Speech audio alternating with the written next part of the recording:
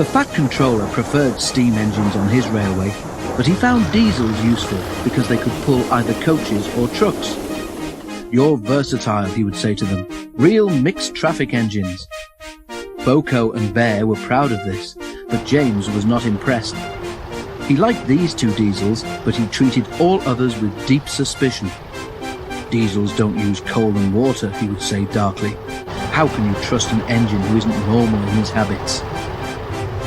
Visiting diesels sometimes boasted about how special they were. Usually Boko and Bear had to spend the next day smoothing ruffled feelings.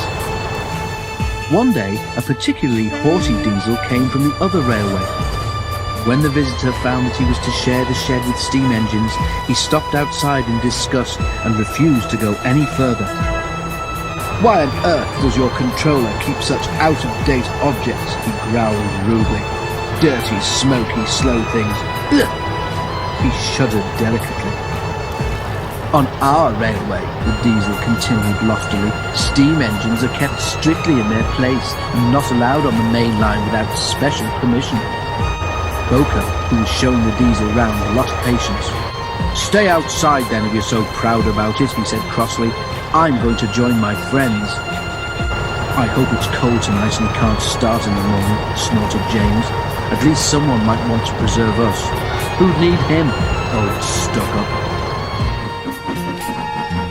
The engines were glad when morning came.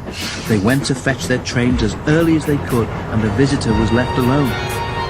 "That's better," he purred to himself. "How can an engine rest in all that hissing and clanking?" The cleaning equipment and fuel supply were in the part of the shed which Boko and Bear shared. Old Stuck-up was so full of self-importance that he'd forgotten he would need cleaning and refueling before he went home. It was getting late when he remembered. "If I go in now while the shed is empty," he said to himself, "no one will know I've been."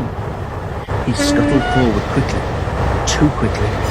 The rails where Bear and Boko had stood were oily, and when he tried to stop, he couldn't. "Brake blocks and buffers, I'm slipping!" he wailed as his wheels locked and slithered. He shut his eyes as, with a despairing whoop of horror, he crashed into the wall at the end of the shed. The diesel was not badly damaged, but a dreadful draught came through the hole in the wall. When the other engines came home, they heard the story from Douglas, who had cleared up the mess. "Ho, ho, ho," chortled Henry. "Old Stuck-up came unstuck, did he? I say, Boko, what is it the Fat Controller calls you?" "Versatile," chuckled Boko. "But that isn't what he called Stuck-up. I couldn't hear all he said, but I didn't think it sounded very polite."